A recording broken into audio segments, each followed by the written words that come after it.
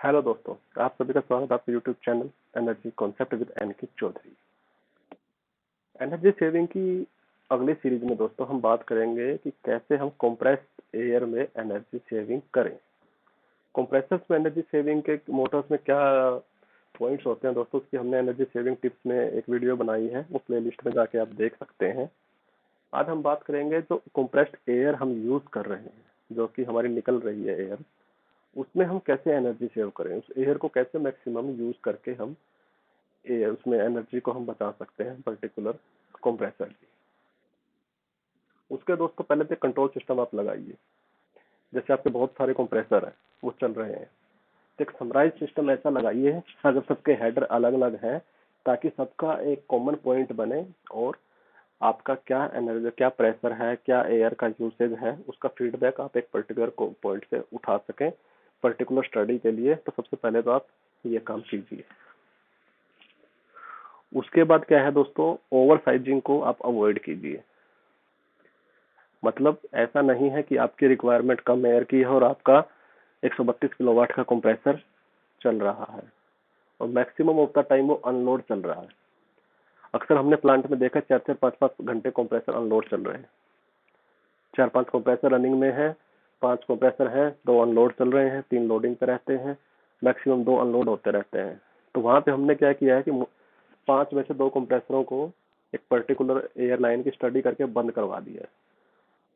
तो डायरेक्ट उनको 2 कंप्रेसर्स की पावर सेव हो गई उसी लोड पे।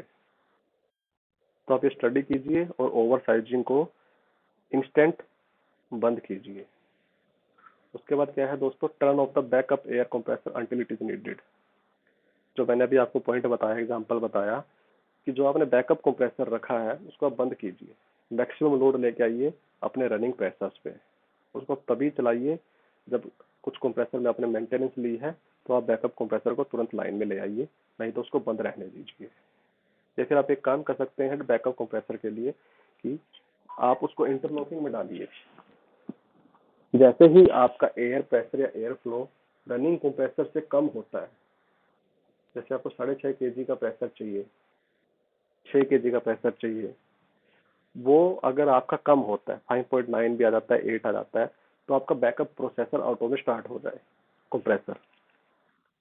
ठीक है दोस्तों, तो उसमें आप ये इंटरलॉकिंग डाल सकते हैं। बाकी आप बैकअप को बंद रखिए, उसको आप प्रोसेस के साथ इंटरलॉक कर दीजिए। उसके बाद सबसे बड़ा एनर्जी सेविंग का पॉइंट जो होता है कंप्रेसर में दोस्तों, वो होता है प्रेशर को रिड्यूस करना।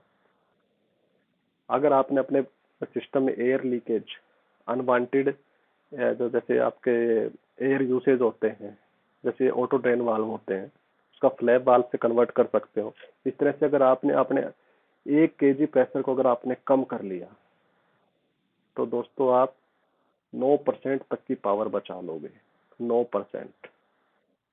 जैसे आपके प्लांट का प्रेशर 8 kg था, उसको आप 7 kg पे ले आए, तो आपका डायरेक्ट 9% की सेविंग आपने कंप्रेसर्स में या कंप्रेसर एयर में कर ली है।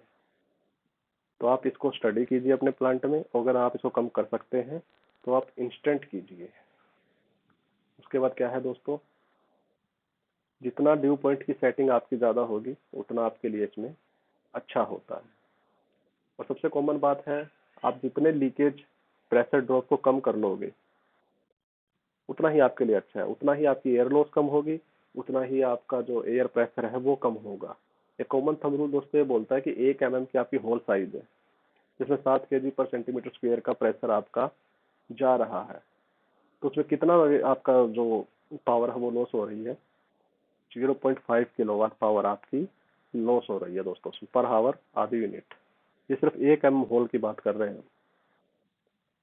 जैसे जैसे होल का साइज बड़ा हो जाएगा, पावर लॉस आपके बढ़ने शुरू हो जाएंगे।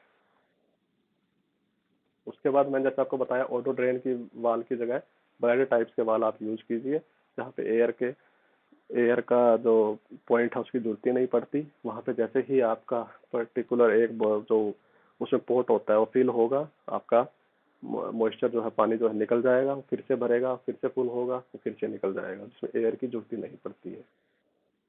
दूसरा दोस्तों, जितना आप जो सक्शन करते हैं कंप्रेसर, जितना वो कोल्ड एयर को सक करेंगे उतना ही वो पावर को कम लेंगे।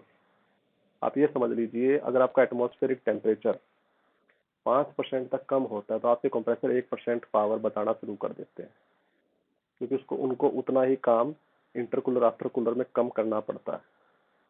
अगर आपके कंप्रेसर का सक्शन कमरे के अंदर है और आपका रूम टेम्परेचर 46-47 डिग्री है, तो ये समझ लीजिए आपके कंप्रेसर 2% ज़्यादा पावर खा रहे हैं।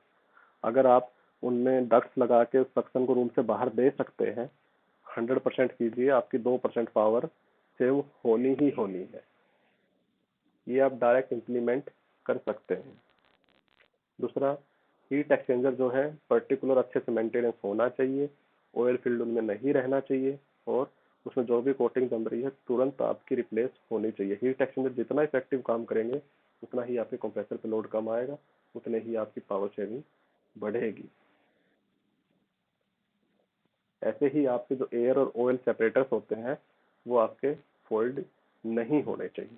फोल्ड का मतलब है कि वो जामिंग कंडीशन में नहीं होने चाहिए, नहीं तो क्या होगा कि आपकी एयर लाइन में मॉइस्चर भी जाएगा और ऑयल भी जाएगा, जो आगे जाके आपके इक्विपमेंट की एफिशिएंसी को डैमेज करता है।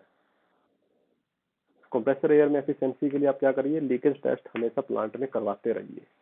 लीकेज टेस्ट नॉर्मली क्या होता है कि आप जितने भी एयर के पॉइंट्स हैं उनको सबको क्लोज कर दीजिए, फिर आप कंप्रेसर चलाइए। आपका हेडर भरने तक कंप्रेसर चलना चाहिए, उसके बाद कंप्रेसर अनलोड होने के बाद नहीं चलना चाहिए। अगर उसके बाद भी कंप्रेसर चल रहा है तो कहीं ना कहीं आपके सिस्टम में लीकेज है। आप उनको आइडेंटिफाई कीजिए कितना % लीकेज है। प्रोसेस इलेक्ट्रिकल मैकेनिकल को आप टास्क दीजिए कि लीकेज इसको बंद कीजिए, और उसके बाद आप देखिए आपकी कंप्रेसर की एफिशिएंसी कितनी अच्छी इंप्रूव होती है। उससे आपका प्रेशर ड्रॉप भी आपका कम होगा और आपको एक पर्टिकुलर प्रेशर की एयर भी यूटिलाइज करने के लिए मिलेगी। तो दोस्तों, एयरलाइन में मोटे मोटे पॉइंट यही थे। आपको लीकेज सारे बंद करने हैं, जितना हो सके कंप्रेसर की जो पावर है मतलब सक्शन है वो ठंडा होना चाहिए। थंब रूल बता दिया, 5 डिग्री सेल्सियस से 1% पावर आपकी बचेगी। प्रेशर को अगर आप रिड्यूस कर सकते हैं अपने प्लांट का वर्किंग, तो आपकी पावर 1 kg प्रेशर पे लगभग 9% तक इंस्टेंट बच जाएगी। उसके बाद जो आपका कंप्रेसर चलता है उसका लोड अनलोड प्रेशर देखिए, वो जितना नजदीक होगा उतना कंप्रेसर आपका अनलोडिंग में कम चलेगा। और जितनी कोशिश हो आप ये कीजिए, भले ये कंप्रेसर को स्टैंड बाय रख लीजिए, आपके 2 कंप्रेसर है तो फुल लोड पे चले, तीसरा भले ही बंद करना पड़ जाए। 2 फुल लोड पे चलेंगे, अनलोडिंग टाइम उनका नहीं होगा, तो जो अनलोडिंग पावर हमारी वेस्ट होती है बिना बात मोटर चलती है वो आपकी बचेगी, और एक कंप्रेसर आपको एज स्टैंड बाई हो जाएगा अगर पहले 3 चलते हैं। फिर आप उसको एक एक करके मेंटेनेंस कर सकते हैं और आपकी पावर भी सेव हो जाएगी और आपको एक बैकअप के लिए कंप्रेसर भी स्पेयर में मिल जाएगा। तो दोस्तों, इस वीडियो में इतना ही था। बहुत सारे पॉइंट आपको पता होंगे, जो फ्रेशर्स थे उनके लिए सारे पॉइंट नए हैं, तो आप इन पॉइंट्स से स्टडी करके अपनी साइट पे इम्प्लीमेंट कर सकते हैं। समराइज पॉइंट मैंने दिए हैं, अगर कुछ डाउट है आपको किसी कैलकुलेशन में तो मुझे कमेंट बॉक्स में डाल के आप पूछ सकते हैं, उसको हम अच्छे से एक्सप्लेन करेंगे। तो दोस्तों, फिर मिलते हैं आपको नेक्स्ट वीडियो में। आज के लिए इतना ही, धन्यवाद।